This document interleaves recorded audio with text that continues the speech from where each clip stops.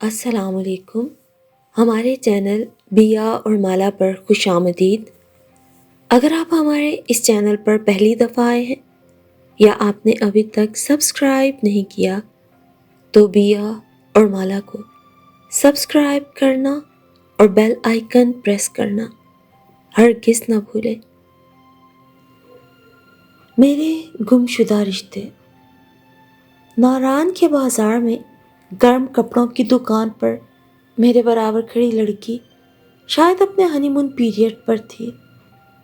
بہت خوبصورت تھی اور اس کا ساتھی اس کے مسلسل ناز اٹھا رہا تھا. وہ دونوں اپنی اپنی ماؤں کے لیے شعلے پسند کر رہے تھے.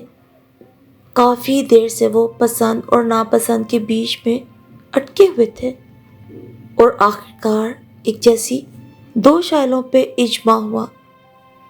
وہ جوڑا شاید اپنی سیر و تفریح مکمل کر چکا تھا اور اب واپسی کے سفر کا ارادہ کیے ہوئے تھا. لوگ جب کسی ملک، کسی شہر، کہیں بھی جاتے ہیں تو واپسی پر اپنے پیاروں کے لیے تحائف ضرور لے کر جاتے ہیں. یہ منظر مجھ سے برداشت نہیں ہو رہا تھا. میرے آنسو میرے اندر ہی ٹپ ٹپ کرنے لگے. خدا جانے میں اس حادثے کے اثرات سے کب نکل سکوں گی. دنیا سے بری طرح بے رغبتی محسوس ہوتی ہے. اس جوڑے کو دیکھ کر عاقب کو میری فکر ہونے لگی. میں نے اسے پہلے ہی روز بتا دیا تھا کہ میرے رشتے کھو گئے ہیں، مجھے اکیلا چھوڑ گئے ہیں. میں چہروں میں رشتے ڈھونڈتی ہوں. میں جب بھی کسی کو کسی کے لیے شاپنگ کرتے ہوئے دیکھتی ہوں تو اپنا آپ قابو میں نہیں رہتا. اوہ ٹھہریے ذرا، آپ کو ایسے سمجھ نہیں آئے گی. میں شروع سے بتاتی ہوں. اور اپنے بارے میں کیا بتاؤں، کہاں سے شروع کروں، کیونکہ جہاں سے سب شروع ہو رہا تھا وہیں سب ختم ہو گیا. سب ملبے کا ڈھیر بن گیا. میری پہچان، میری شناخت، میرا نام، سب. اب میرا نام زری ہے. اصل نام، اصل پہچان سب بھول گئی.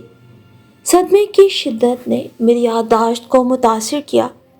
2005 کے زلزلے میں شاید 12 برس کی ہوں گی.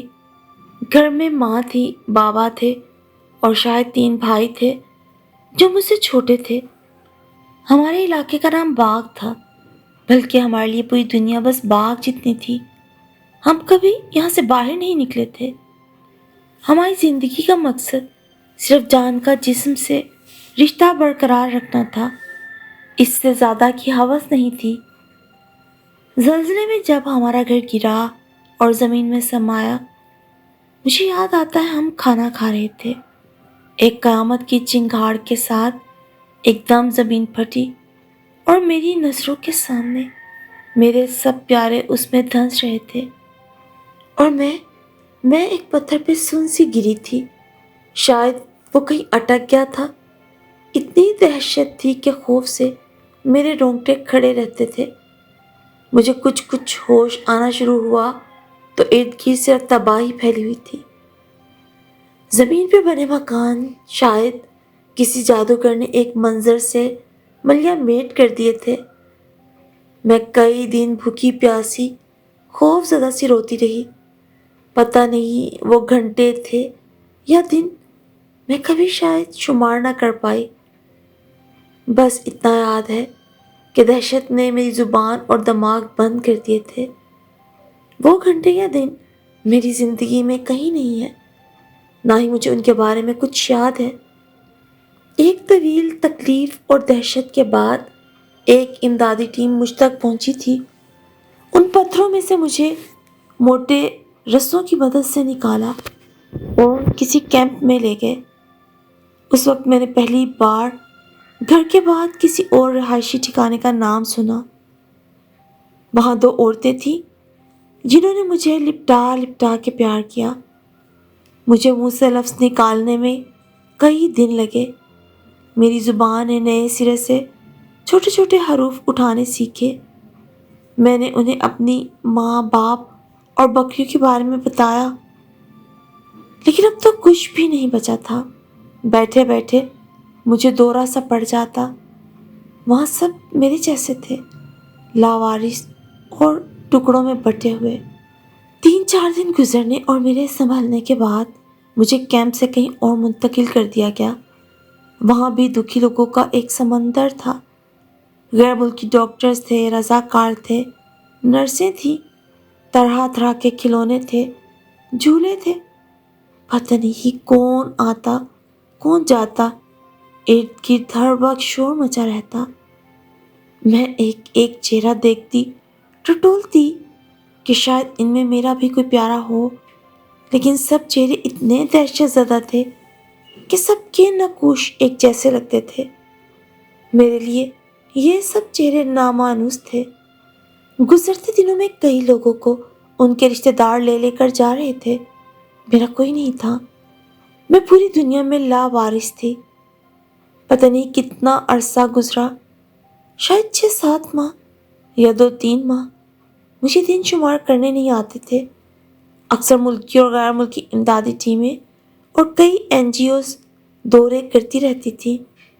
جب ایک میم صاحب کو میں پسند آ گئی، انہیں میری نیلی آنکھوں کی ویرانیوں میں آسمان کی وسعت نظر آ گئی۔ انہوں نے مجھے حاصل کرنے کی تگ و دو شروع کر دی۔ شاید بے اولاد تھی۔ میری زندگی بھی کٹی پتنگ تھی، نہ کوئی مقصد، نہ کوئی مصروفیت۔ مجھے ان میم صاحب سے چند گھنٹوں کے لیے روز ملوایا جاتا۔ پہلے پہل سینٹر کے اندر ہی چند گھنٹے ساتھ رہنے کو دیے، پھر باہر لے جانے کی بھی اجازت دے دی۔ وہ میم صاحب مجھے سیر کرواتی، پارکوں میں لے جاتی، بڑے بڑے شاپنگ مالز میں۔ اتنی اونچی بلڈنگیں دیکھ کر میرا دماغ چکرا جاتا۔ مجھے لگتا ذرا سی ہوا چلی تو یہ بلڈنگیں ابھی دھڑام سے گر جائیں گی۔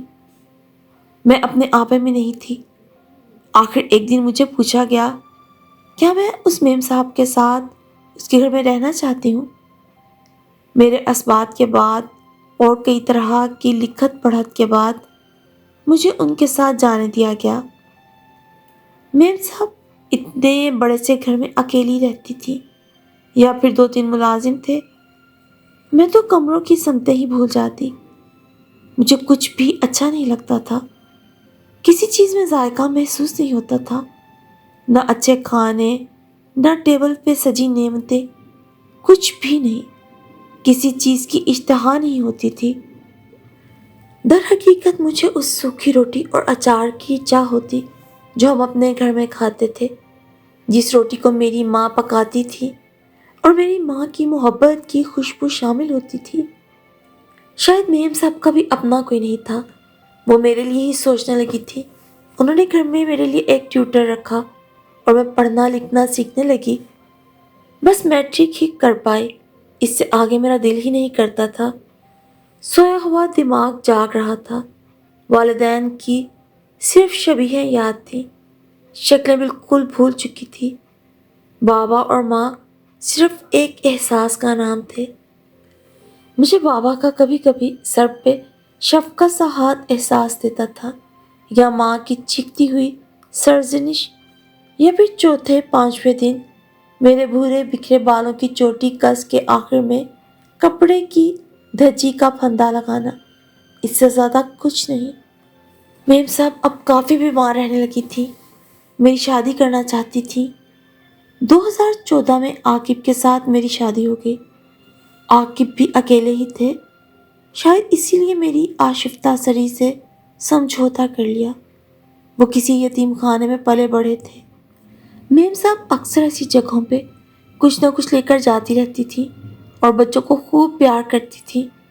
عاقب سے بھی وہیں سے تعلق بنا تھا۔ عاقب بہت اچھے شوہر ثابت ہوئے۔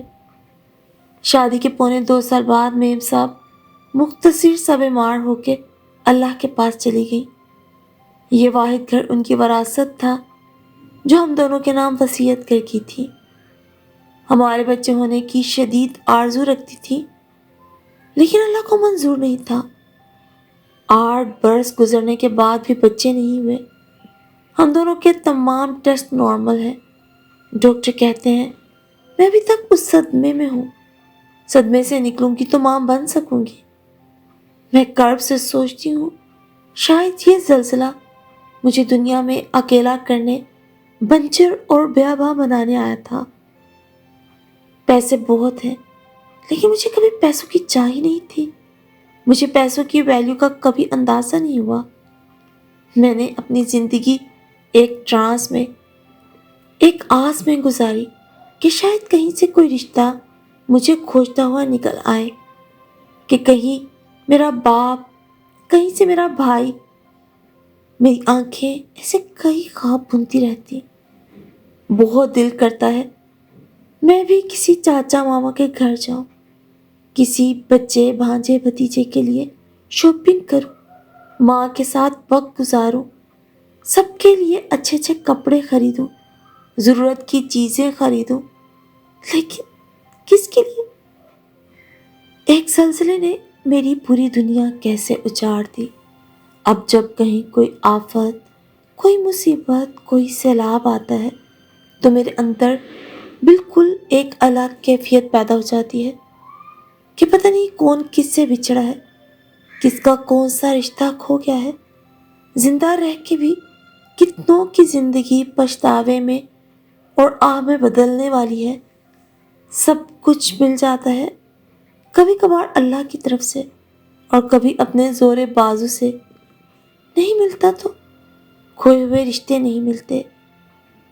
میرا باغ اجڑ گیا تھا، چند برسوں میں وہاں پھر سے زندگی بحال ہونے لگی. چہرے مسکرانے لگے تھے، بہار آ گئی تھی باغ پر. 2005 کے خوفناک زلزلے سے جتنے علاقے برباد ہوئے تھے بیشتر آباد ہو چکے ہیں، اور آج کل ٹھاٹھے مارتا سیلاب بھی جلد اتر جائے گا. بہت سے لوگ بچا لیے جائیں گے، زندگی بھی مسکرانے لگے گی. لیکن جانے کون کون اپنے رشتوں سے محروم ہو جائے گا اور پھر تا حیات انہیں کھوجتا رہے گا. لیکن اس پار جانے والے کبھی واپس آئے ہیں بھلا؟ نہیں، کبھی بھی نہیں.